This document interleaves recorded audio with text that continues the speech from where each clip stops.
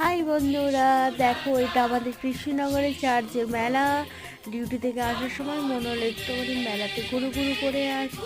এই যে মেলার কত রকম জিনিস দেখে তো বেশি আমি আটকে গিয়ে কী করবো, আবার তো চলতে হবে। দেখো চলতে চলতে চলে এসছি কত দূর। এই জায়গাটা কি তোমরা চেনো? যে যে চেনো শেষে একটু কমেন্ট করো যে এই জায়গাটা তোমরা কি এসছো। কেমন লাগছে বলো আমাদের কৃষ্ণনগরে চার্চের মেলা?